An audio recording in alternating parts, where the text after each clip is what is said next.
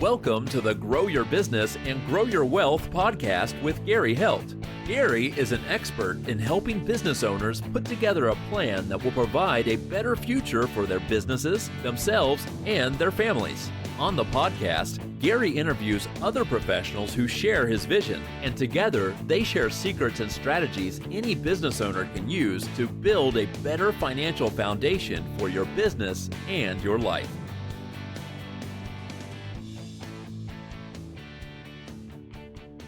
Hey, welcome back to the podcast. This week, my guest is Louis Bernardi, and he is the founder of BrightPath and the Benefits Whisperer. Welcome, Louis. All right, thank you. Thank you, Gary. How are you? Good.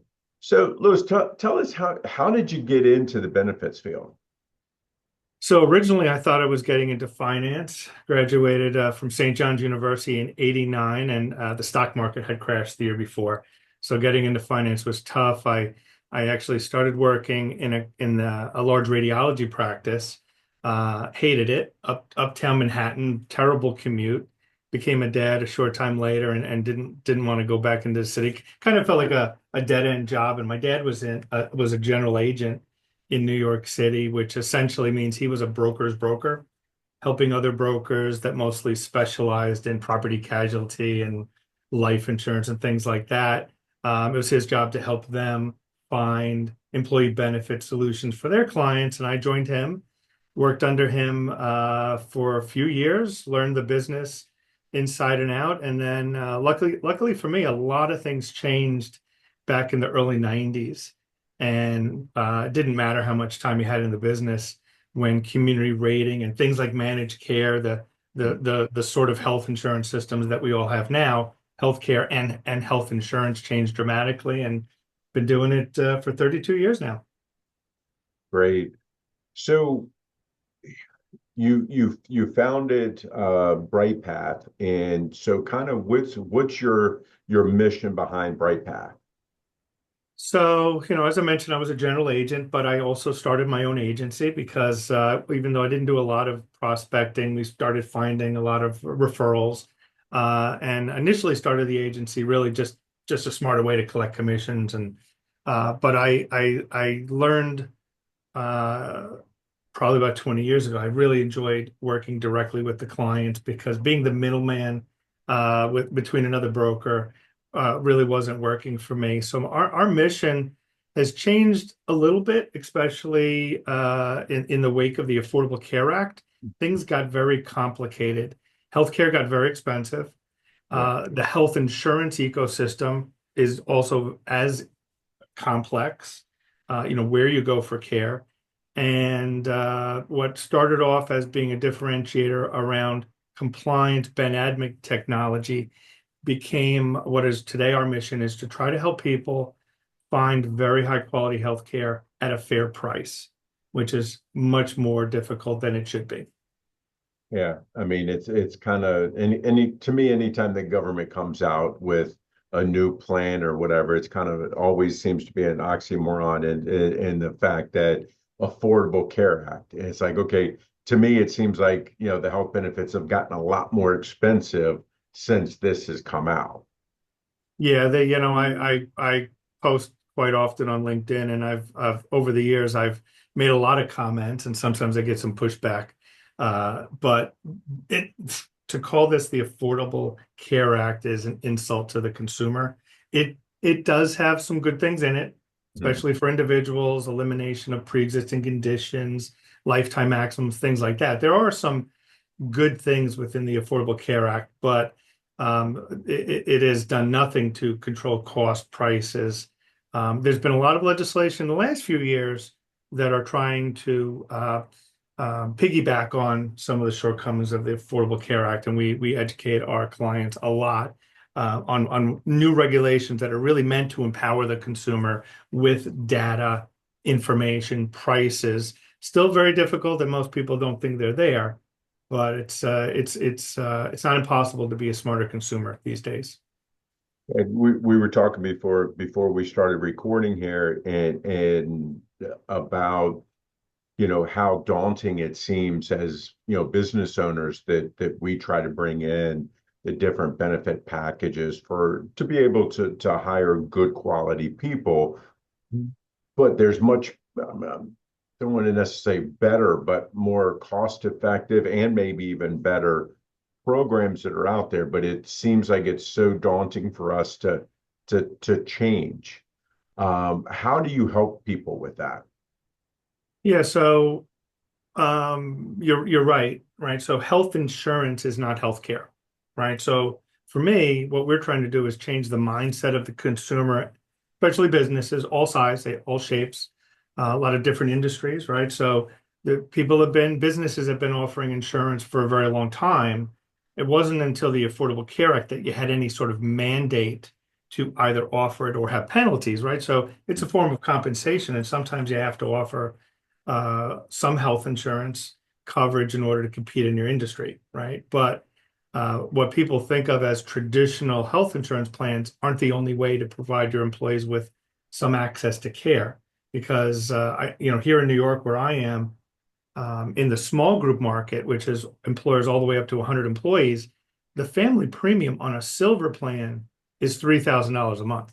A Right. single in New York is 1,000, and that's a silver level plan, which is only one step away from bronze, which are high deductible HSA style health plans that can have family deductibles of up to $17,000, right? So, and those have a place. So for me, it's about educating the consumer on all of the different ways of providing access to health care, either with more, traditional insurance plans or things like ICRAs. Sometimes PEOs might be a good solution. Maybe just telemedicine, maybe a MEC plan, minimum essential coverage, which is one of the plateaus under the Affordable Care Act to avoid penalties. A lot of people are walking around significantly overinsured, and there's a lot of people walking around significantly underinsured. We want to make sure that we're meeting the needs and our clients are able to meet the needs of all of those employees, both the healthy and the most vulnerable. Dude, as a business owner, if we're talking with our benefit specialist, and are we able to say, hey, we want to have a telehealth component to our package that we provide to our employees?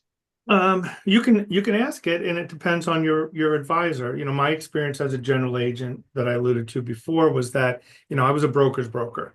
A lot of brokers think of themselves as an insurance broker. And remember, there's a compensation involved. Mhm. So the compensation level has to be worth that broker's time. We're a full service benefits agency. Majority of our clients come to us because they're looking for, robust, fully insured, or one of the things we specialize are self-insured plans for larger groups. But they'll also come to us and they'll want to know about an ICRA. And we can tell them about an ICRA. They'll want to know if a PEO is a viable solution for them. And we're brutally honest with them. Sometimes it is, sometimes it's not.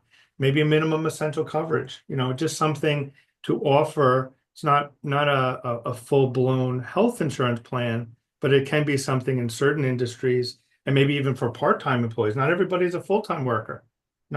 There's not, depending on your state, you might have employees that you love and you'd want to offer them insurance, but you're not able to because they're not working full-time, and there might be restrictions that prevent you from doing that. So there's a lot of different ways to skin a cat, and we're open and honest. My experience is that there's great brokers. If you want to look up a list of brokers, Health Rosetta is an amazing organization that I'm part of.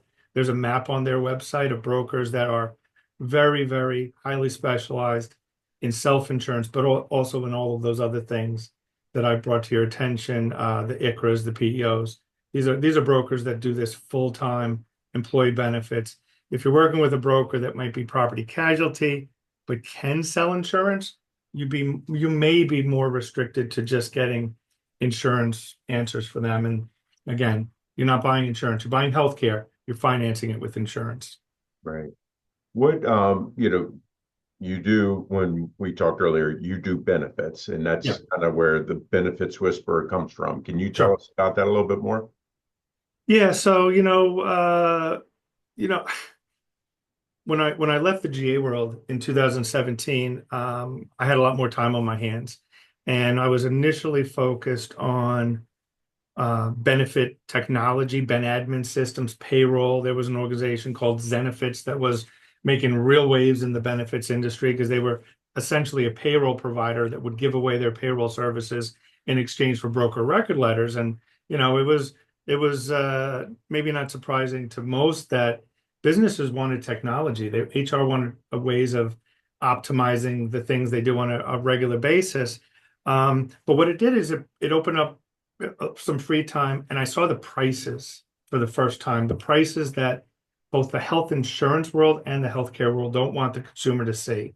They don't want you to have the tools you would need in order to be an informed consumer, right? Something like Amazon doesn't exist yet in the healthcare world, and it should because it's too important. It's the leading cause of bankruptcy. So I saw the prices, and as soon as I saw the prices, I started putting a lot of other dots together and realized that insurance was a very small part of this, and that the insurance that most of us have is actually working against us. We think as a consumer that our insurance companies are getting great discounts on healthcare. And the reality is they are actually negotiating artificially high prices because they make money on it. They're not just your insurance company. They're also the broker for medications. The PBM is another, pharmacy benefit manager. I'll try to stay away from acronyms. I know acronyms can confuse people, but they're also the broker for medications, but they're also the providers. United Healthcare, the largest insurance company in the country, employs more doctors than anybody else. So not only they are paying themselves with your claims dollars at high rate, they also have partners at every level of healthcare, and they're making a piece of all of it. So they don't want you to see the prices. And that's what, to me, prices are super important. But what's much more frustrating for me is they don't make it easy to find out who's the best doctor. When you need a neurologist, when you need an orthopedic surgeon that specializes on the shoulder, when you need a bone marrow specialist because you have a child who needs a bone marrow transplant, you want to have confidence that you're walking into a provider that is at the very, height of that profession, and just asking a doctor for another doctor is not the information you need. Right. So Benefits Whisperer kind of came out of, I didn't want to be labeled insurance broker because I don't think of myself. That's a financial tool that we use to help our insurers finance the healthcare risk of their employees. So someone started calling me Benefits Whisperer, and I said, I like that. It's like a dog whisperer. You're a dog trainer, but you do it at a high level, and that's what I like to think that we do here at BrightPath. Right. What other benefits do you guys promote to your clients? So, obviously health insurance is the core, it's the biggest cost, but dental, vision, short-term disability, long-term disability, I'm a huge fan of those. Too many people are walking around just one injury or illness away from real financial ruin. So one of the things that we really like to, talk to our clients about is, hey, you're spending X in your health insurance, and we're specialists at this. If we could help you reduce that cost by 20 to 25%, we would love it if you would reinvest what we call like the BrightPath dividend back into your employees, providing them with very meaningful benefits. We'll really tell those employees how much you care. We know you're wasting a lot of money on health insurance. Most other forms of insurance actually provide the value that they pretend to. If you have a short-term disability and you're collecting here in New York, we have DBL, $170 a week doesn't go very far, I could tell you that much. Long-term disability, God forbid, very low percentage of the population will become totally disabled. But if you have a long-term disability benefit in force, you can collect on that all the way up to 65 or your Social Security normal retirement age. That could be incredibly valuable over time to have a benefit like that. So we want to use that savings from the health plan to really supplement and make that overall benefit package much more robust. Now, do you get much pushback from business owners when you present it to them in that way? No, so when I started this 32 years ago, the business owners, the C-suite, they were in every meeting, all the way down to the finalist meeting.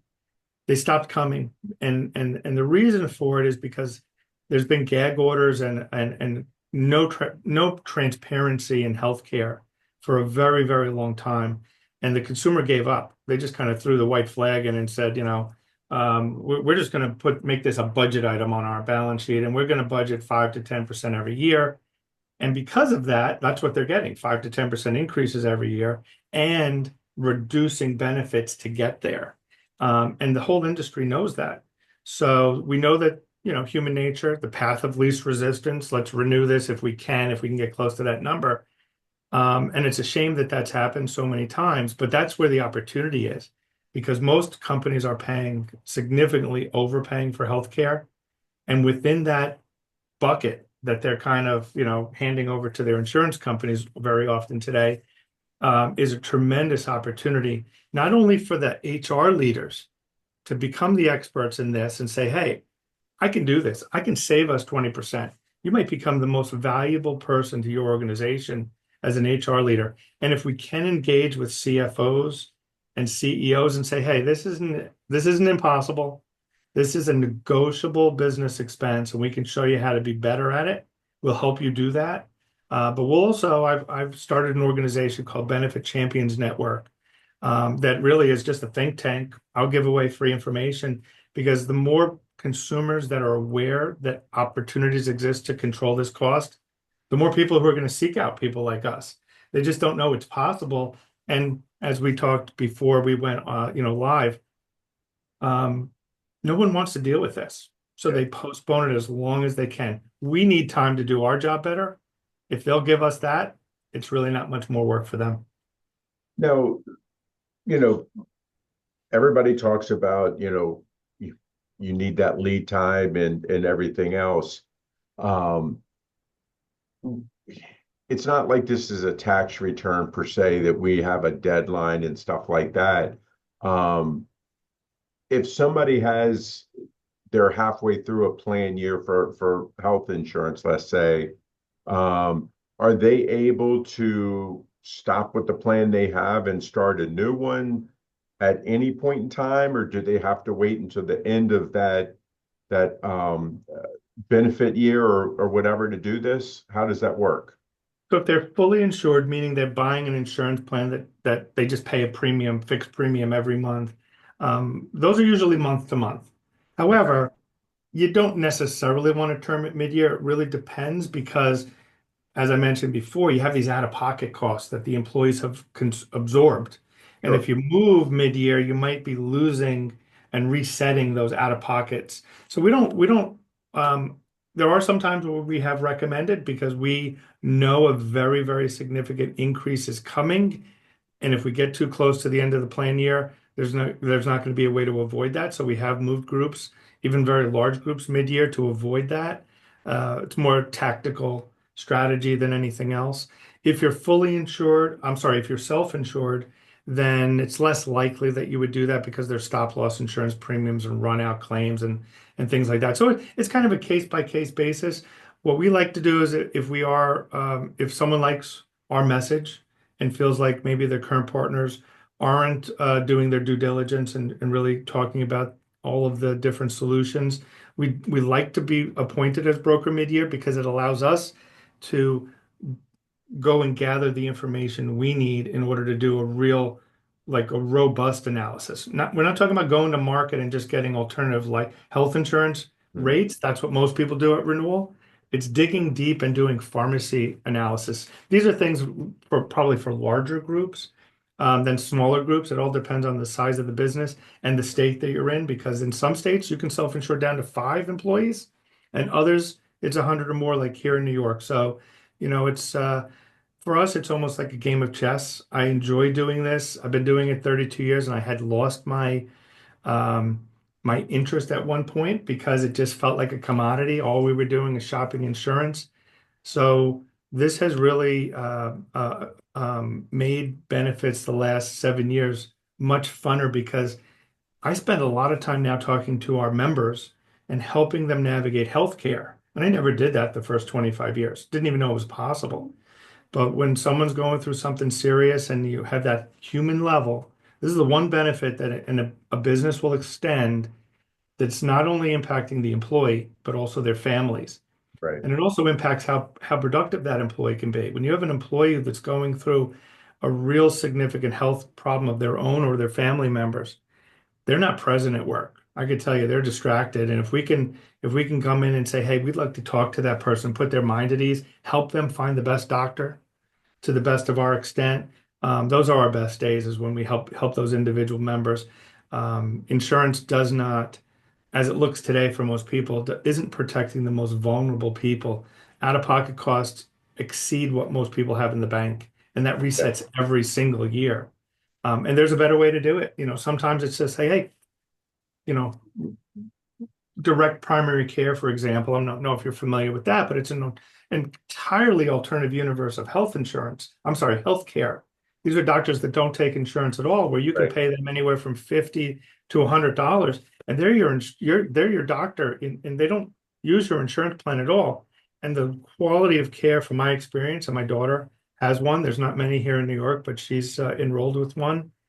Dr. Blyskill in Sayville, New York. I'll shout out to her, because when you meet one of these doctors and you experience what an office visit is with them, instead of the 7 minutes you get with someone who probably works for the health system and is billing insurance, it's night or day, and it can help people. So things like that are an example of another thing. We don't make any money doing it, but we want to make sure people are aware there's an alternative universe of healthcare. Telemedicine, teledoc, things of that nature, at least as a bridge to care, Right. to avoid unnecessary out-of-pocket costs and an epidemic of care avoidance, because people aren't going to the doctor because of their out-of-pocket costs. Lou, we covered a lot of stuff here. What have I not asked you you wish I had? I guess what I'd say is, what is it going to look like 5 years from now? And I could tell you that there's a lot of very passionate people, very smart people, who are fighting for complete price transparency. There is no excuse that you walk into a McDonald's, you can see the price of every item and the calories, which is very frustrating. Right. I do like a Big Mac every now and then. You walk into a medical practice, you have no idea what you've just signed over financially. And the quality that I mentioned before. We are fighting. There's companies called Patients' Right Advocate, Health Rosetta, and many, many others, Free Market Medical, that want the consumer to have the prices up front. Providers, medical doctors, they're great people. Nurses, great people. It's the ecosystem of managed care, this fee for service, a model that has kept the consumer in the dark. We need to peel away that veil of secrecy. Good doctors need to be rewarded with more patients because they perform at a very high level. And I think maybe 5 years from now, some of the insurance companies today will look very differently. Not trying to necessarily put everybody out of business, but we need to hold them to a higher standard. They should be living up to the mission statements that are on all their websites, main pages, which is about the patient and the consumer. And they're just truthfully not living up to that today. And we're going to fight to get that done. That's great. Lou, if people like what they hear, how can they reach out to you? If they'd like to go to our website, it's brightpathbenefits.com, and Bright is BRITE, benefits.com. All the information to connect with us there. If you're interested in becoming a member of the Benefit Champions Network, go to benefitchampions.network, and look forward to speaking with anybody, helping anybody. We're an open book. Helping people is what really makes us happy, and happy to do it for our customers and non-customers. Thank you. Appreciate your time today. I think that you're giving our listeners a lot to think about, and see that there are other alternatives out there than just what they've been being fed over the years. Absolutely. No question. Got to be your own advocate. Right. Thank you. Great. Hey, this week, my guest was Louis Bernardi, and he's the founder of Bright Path and the Benefits Whisperer. I'll see you guys next week. 49 faces looked to him in triumph. Over the last 12 months, they had each taken turns and promoted his business for a week at a time, driving over $987,342 in revenue. What if you had a network of 50 centers of influence who promoted your business every week for a year? Grab your copy of the #1 Amazon best-selling book, The Ultimate Guide to Growing Your Business with a Podcast, at 33% off the Amazon price by going to ultimatepodcastbook.com. Again, that website for 33% off the Amazon price is ultimatepodcastbook.com.